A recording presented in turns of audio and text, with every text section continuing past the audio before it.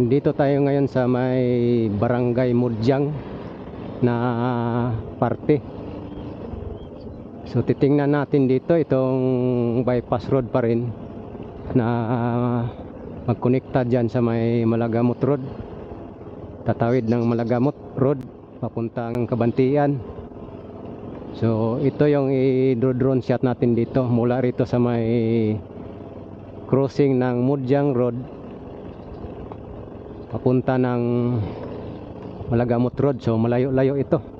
So challenge natin to sa ating drone. So ito dito marami na pala ditong na fabricate na girder. So dito pala ang fabrication ng mga girder at saka ito mga frame. Dami sa tulay ito. Parang yan yung mga railings ng tulay oh.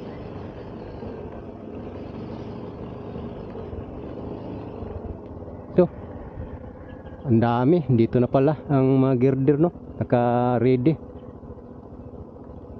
yan oh. So dito may hukay na pala rito. So makikita natin ito sa drone shot yan oh.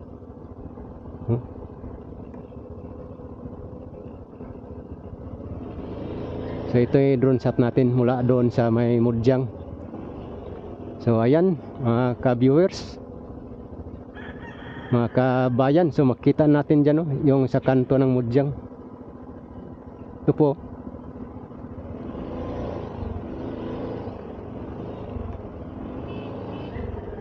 So grabe ta. Grabe po talaga ang ano, construction. So ito yung may tulay dahil kita nyo naman no, ang baba, ang bangin no. So yan, tuloy-tuloy ang trabaho. So ang contractor po dito is ang weighing no, sa may tulay, pero ang mag-clearing ng kalsada, bypass road is yung kuan, is yung UBI, Ulticon Builders oh.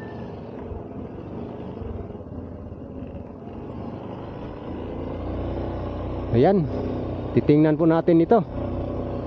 Yan po ang i-update natin. So grabe pag nandito ka sa kuan talaga ng area ng construction. Grabe kalawak ang trabaho nila at saka gaano talaga ka hukay no, gaano kalalim yung hukay. Kaya ito talaga ay lahat ng portion dito ay may mga tulay dahil halos bangin ang mga kabundukan dito na dinaanan. Okay, what's up mga ka-viewers, let's go sa ating drone shot.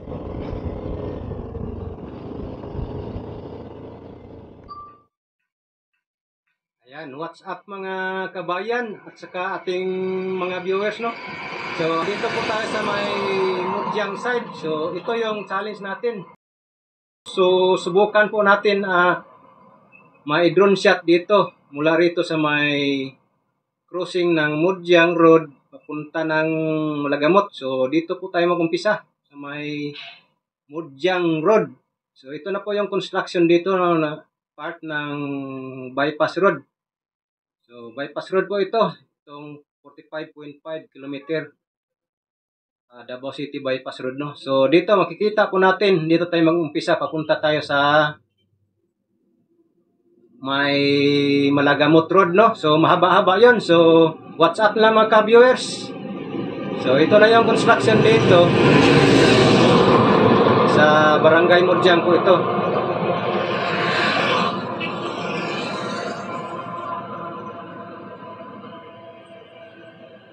Ayan po. So makikita po natin dito ang mga malalaking pier. So karamihan po dito kasi is tulay po. So ayan po, dito na side sa may Barangay Mudyang pa rin ito. Dito yung ginagawa ng mga girder. So So, publication po itong area na ito. So, ang contractor po nito is yung sa tulay is yung weighing at saka yung pag-clearing ng daan is yung UBI. So, ayan po. Ito ang makikita natin dito na ginagawa ng tulay kahit walang river, no? Kasi ang area kasi dito is puro bangin, yung mabababa ba, tapos bundok na naman. So, ito no. So, tuloy-tuloy po tayo, papunta tayo ng Malagamot Road. So, mahaba-haba itong drone shot po natin, no. So, stay tune in lang po. So, dito na side is wala itong tulay, yung bundok lang, kina-cut down lang po nila.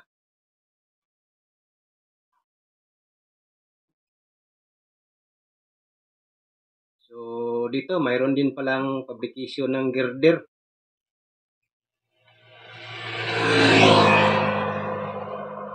Saka dito na banda, sa kalagitnaan na po ito, ay hindi pa na clearing. No? Kita nyo naman may mga kakahuyan pa, pero kaunti na lang. So, ito yung madaanan ng alignment ng bypass road. So, ito na po, sa kalagitnaan na po tayo. So, ayan, salamat po sa nagbigay sa atin nung nakaraang video natin, no? Nagpalipad.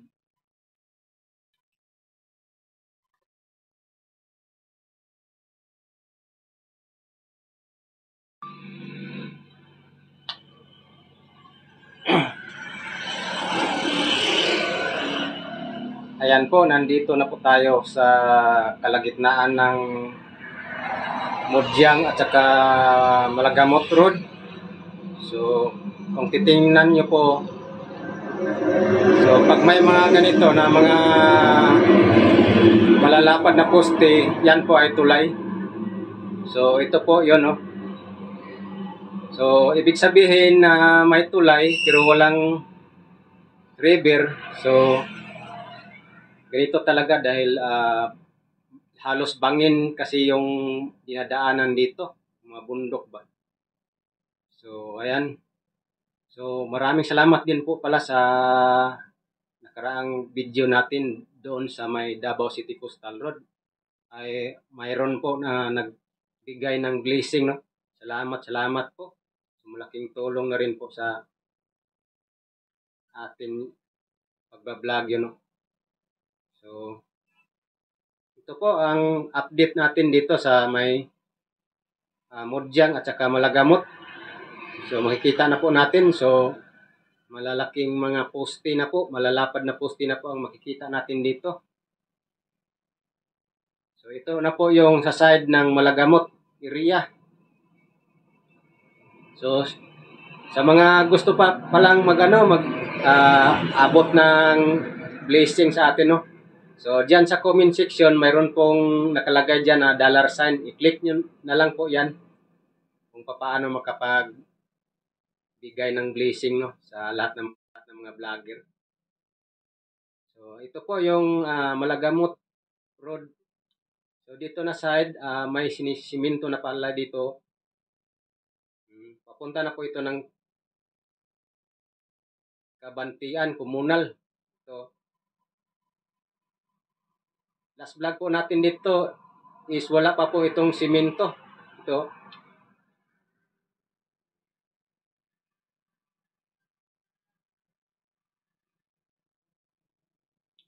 So, sa ngayon, may parte ng na simento. So, ito po ang update natin ngayon. September 12 na po tayo ngayon.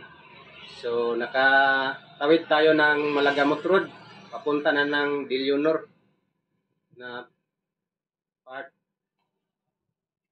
So, ayan po sa taas. Dillonor po yan. So, itong maliit na kalsada dito, ito yung papunta ng Diocres. May resort dyan, no? Swimming pool. So, hanggang dito lang po muna tayo ang ating update dahil dyan sa bandang komunal is wala pa pong road clearing dyan. So, Hindi pa nakaabot yung UBI dyan.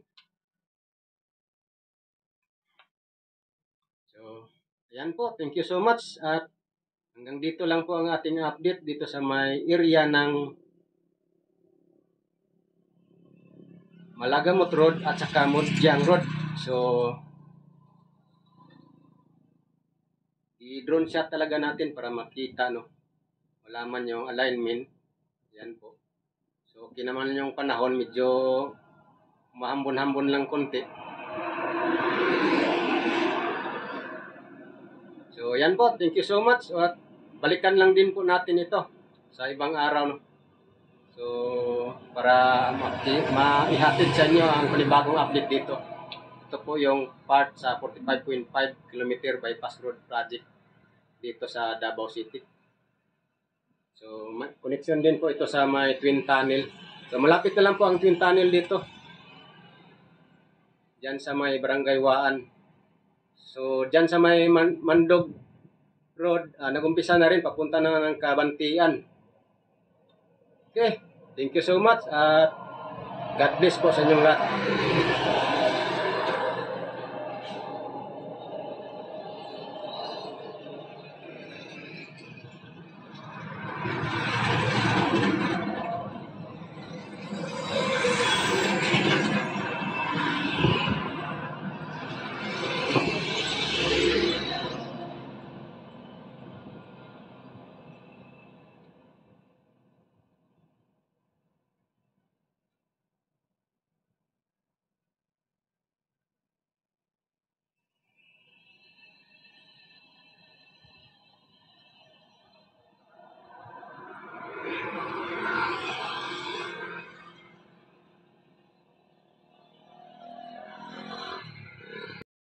Yun, nakuhanan po natin ng drone shot mula rito sa may Barangay Mudjang papunta ng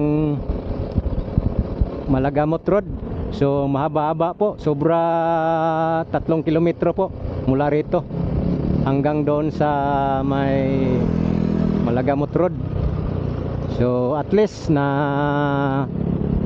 kuha natin, na update natin, no? So balik-balikan lang po din natin itong project na to. So ito na po, dito tayo galing kanina, yung drone shot natin dito. Dito tayo nag-intro. Ayan, ito yung papasok dito. Construction ng Davao City Bypass Road Project. So thank you so much mga ka-viewers. At paki-like and share lang nitong video. So yan lang po ang ating update dito mga ka-viewers, at bye bye po. God bless.